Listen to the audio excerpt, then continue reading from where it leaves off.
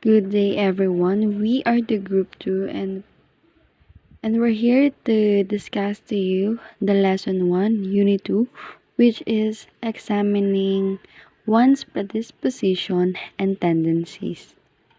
First, we need to identify our objectives. So, for these lessons, we will identify and reflect on personal predisposition. Second, understand the impact of predisposition on perception and interaction. Third is develop strategies for addressing and modifying predisposition. Fourth, discuss how predisposition is used in daily life. And lastly, determine how to choose right decisions in every situation. We need to identify first where the word predispositions came from. So, predispositions come from the Latin pre, meaning before, and disponere, meaning put in order, arrange, and distribute. Okay, the term predispositions refers to a tendency or inclination to think, feel, or behave in a certain way. It is like having a pre-existing inclination or readiness to react or respond in a particular manner to a given situation. From the given examples provided, a genetic predisposition suggests that due to your genetic makeup, you are more likely to inherit certain traits or vulnerability rather from your parents. For instance, if there's a family history of a certain illness, you might have a genetic predisposition to developing the illness yourself.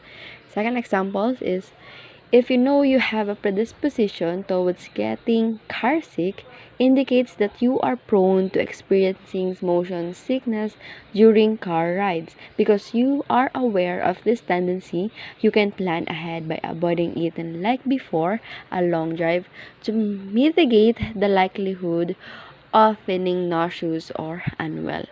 In both cases, having a predisposition means being aware of tendency or vulnerability and taking appropriate action or precautions based on that awareness. Both predisposition and tendency involves inclination or biases. Predispositions emphasizes an innate quality that exists before teaching, and it suggests a consistent presence, while tendency focuses more on recurring pattern of behavior or occurrence over time, indicating that something happens frequently but necessarily every time. That's another valid perspective on the term tendency. In a more general sense, tendency can indeed refer to a natural inclination or prevailing disposition towards a particular action or direction, as you described. It implies a propensity for something to occur in a certain way, whether it is a physical phenomenon like the tendency of falling bodies to move towards the ground due to the gravity, or a behavioral tendency like excessive talk. In this context, tendency emphasizes the inherent nature of a pattern or a behavior, suggesting that it is a characteristic tendency for things to proceed or unfold in a certain manner. Whether it is a physical principle or behavioral pattern, tendency often arise from underlying factors or forces that influence the way things happen or unfold. So, when we talk about tendency, we are referring to a broader concept of inherent inclination or predisposition, whether it is in the realm of physical phenomena or human behavior. Three frameworks. Based upon the three-part division of traditional normative ethical theories discussed above, it makes sense to suggest the three broad frameworks to guide ethical decision-making: the consensualist framework, the duty framework, and the virtue framework. In the consequentialist framework, we focus on the future effects of the possible courses of action, considering the people who will be directly or indirectly affected.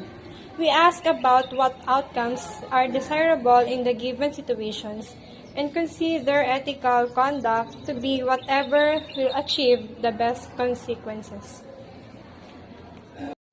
Consequentialism is an ethical theory that judges whether or not something is right by what its consequences are. For instance, most people would agree that lying is wrong, but if telling a lie would help save a person's life, consequentialism says it's the right thing to do. In the duty framework, we focus on the duties and obligations that we have in the given situations and consider what ethical obligations we have and what things we should never do. Ethical conduct is defined by doing one's duties and doing the right thing, and the goal is performing the correct action. Virtue theory is an ethical framework that says that we ought to focus not on what rules to follow, but on what kind of people or organization we should be and what kinds of ethical examples we ought to imitate. According to virtue ethics, there are certain ideals such as excellence or dedications to the common good, towards which we should strive and which allow the full development of our humanity. These ideals are discovered through thoughtful reflection on what as we humans being have the potential to become. Let's proceed naman po sa process in decision making. So, ang first step daw natin sa process in decision making is recognizing an ethical issue. So, of course, you have to identify first yung mga situations na may mga moral dilemmas or conflicts. Second is, consider the parties involved. In this process, dapat i-consider mo kung sino nga ba ang mga makaka-benefit at sino nga ba yung mga maapektuhan mo doon sa iyong decision making. Third is, gather all the relevant information. So, sa process ng decision making, you have to make sure na nag-gather mo lahat ng informations and dapat tama yung mga information na nag-gather mo before taking an action. Fourth is, formulate actions and consider alternatives. Dito naman sa process na to ay gagawa ka na ng plan, but habang gumagawa ka is dapat may mga iba ka pang option, hindi ka magpo-focus sa isa lang. Para sa ganon is mas mapaayos ang plano na gagawin mo sa iyong decision making. Panglima naman is make a decision and consider it. So yun, nakapag-gather ka na ng mga information, nakagawa ka na ng mga plan. In this process naman is kailangan mong alamin yung mga mabubuti at masasamang dulot nito. And dapat handa ka na tanggapin yung magiging result ng iyong decision. Number 6 is act. Kung napag-isipan mo na, naplano mo na, tanggap mo na yung magiging result ng iyong decision, so dito mo na gagawin yung action. And lastly, reflect on the outcome. Ito na yung huling process na mag-evaluate ka na sa result na napili mong action. Kung na-achieve mo ba or may mga consequences after mong magawa yung decision and ano yung natutunan mo. That's all, and thank you guys for listening.